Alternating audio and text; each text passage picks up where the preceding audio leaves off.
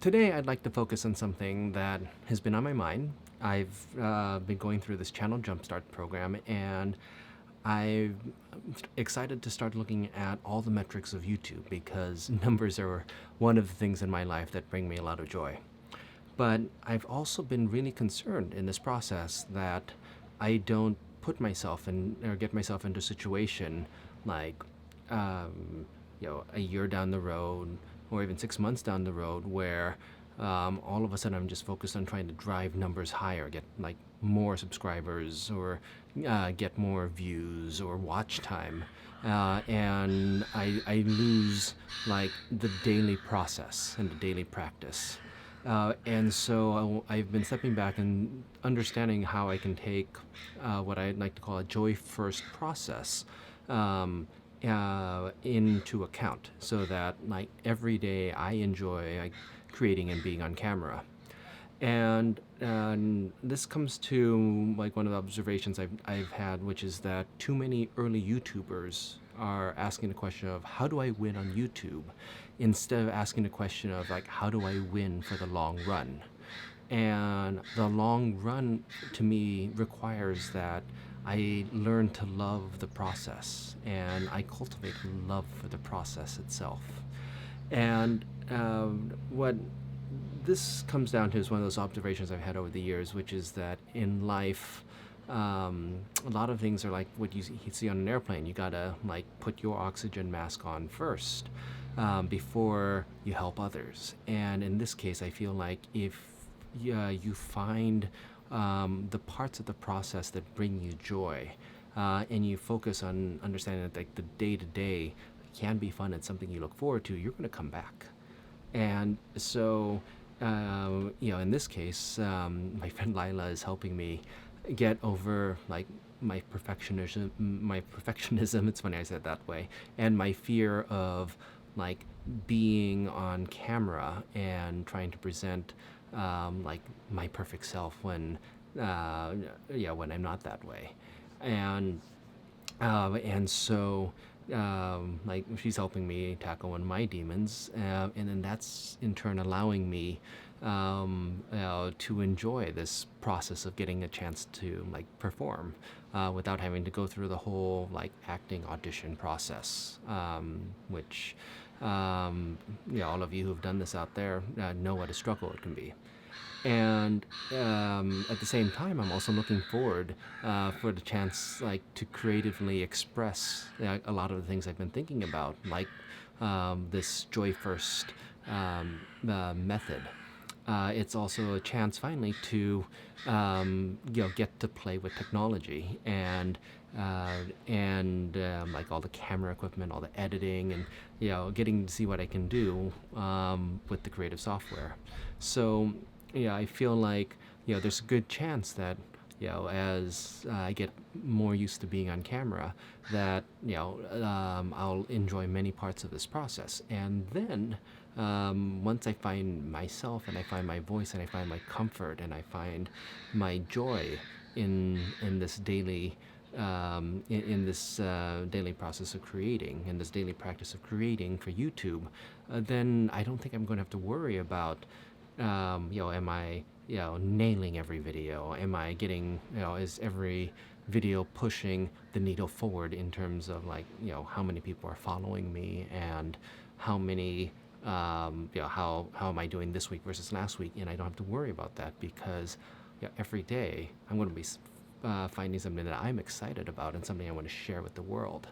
So that's like the first thing I believe in. I believe you got to serve yourself first. And then after that, I believe that it's important to, cultivate and serve your audience. And the great thing about YouTube is that you get to choose your audience. You get to figure out, like, what your message is and who you can help. And once you're able to do that, you can work with helping people every day. And whether it's entertaining, whether it's like educating, whether it's like sharing some insight that you hope will help them and improve their lives. And what I like about that is that if if you choose what brings you joy and you choose like the audience that excites you and the people you want to help, then it's not about just like the faceless hordes. Like if you have a million followers that have become like a true following because they share your beliefs. I believe that it's very different from if you have like a million followers who are just complete strangers and don't really have anything in common, because if you have just like followed and built that following of like non-believers, then it's very easy for like trolls to get you down. Whereas when you have like that belief and you have that like message and you know why you're here, because A, you love the process, and B, your message is so important, it's pushing you to want to help people. Trolls don't matter. Like people can call you out and can say that you're like totally fake or your videos suck or whatever, and it doesn't matter because you're doing this first for you and you're doing this second for your audience, and you have a message that you believe is really helping them. And so the positive feedback from that then like reinforces and like it keeps this like flywheel going. The last thing then I believe is that then after you have the audience, then you can start talking about like the metrics, and you can talk about like, well, am I really helping the people I'm trying to help? And am I cultivating a message and like building like this movement? Like I've thought a lot that like Joy First is not something like just for me. It's not like just a book. I believe it's a movement. I believe it's something that people like, especially recovering Type A people like me, need to know. Is that it's not always about like tracking the race. It's about enjoying the run and enjoying running itself. So then with the metrics, you get a better idea of, am I like really serving the people I mean to serve?